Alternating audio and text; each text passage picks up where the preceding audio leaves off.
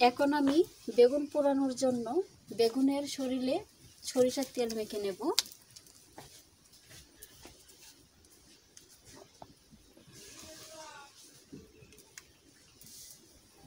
এভাবে মেখে একে একে রেখে দেব।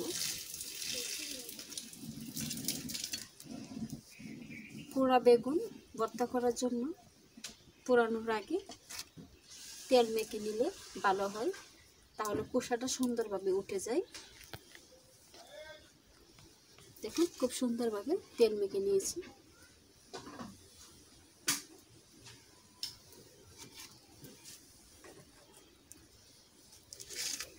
এখন বেগুন পোড়ানোর জন্য একে একে এভাবে গেঁথে নেব।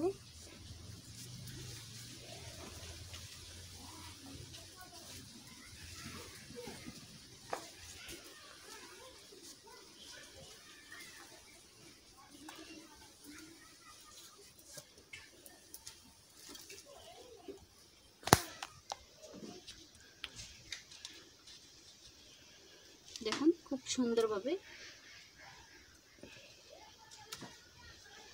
গেঁথে নিলাম।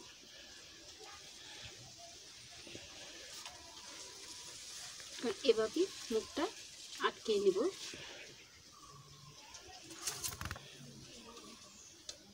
এভাবে ধরে পুড়িয়ে নেব। এখন আমি বেগুনগুলা পুড়ে নেব।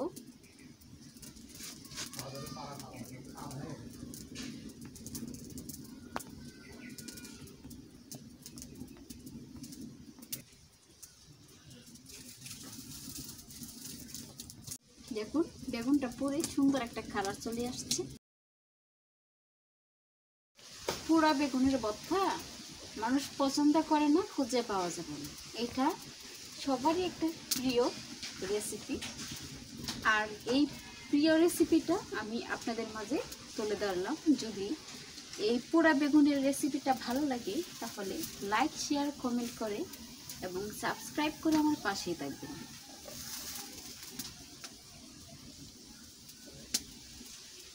এইভাবে ভালোভাবে পোড়ানোর জন্য কিছুক্ষণ অপেক্ষা করুন।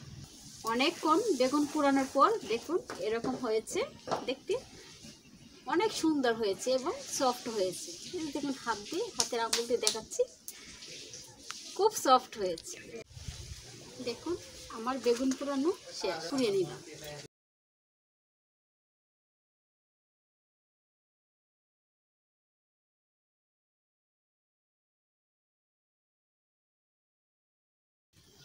আমি এভাবে একে একে সব বেগুনগুলা খোসা ছাড়িয়ে নেব। দেখুন খুব সুন্দরভাবে খোসা ছাড়িয়ে নিচ্ছি।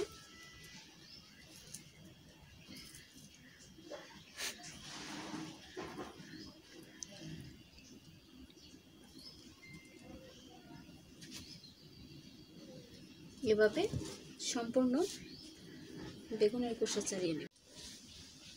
পোড়া বেগুন ভর্তা করার জন্য পরিমাণ মতো শুকনো মরিচ নিয়েছি, রসুন, পেঁয়াজ কুচি ভাজা, শুকনো মরিচ ভাজা। এখন পরিমাণ মতো লবণ দিয়ে একত্রে মেখে নেব।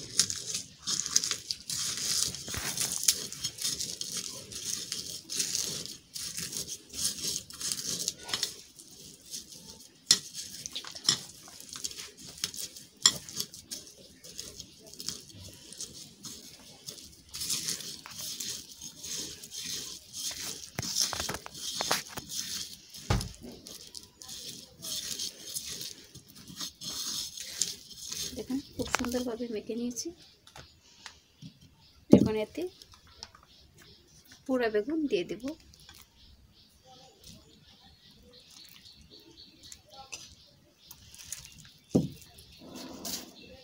এখন পরিমাণ মতো সরিষার তেল দিয়ে দেব।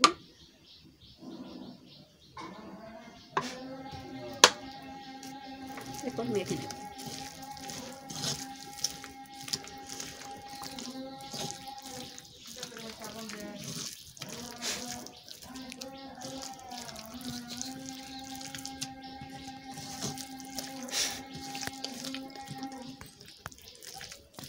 দেখুন আমার ভর্তা মাখানো শেষ। আর ভর্তাটা দেখতে কতই সুন্দর দেখাচ্ছে, দেখুন খুবই সুন্দর দেখাচ্ছে ভর্তা মাখানোটা।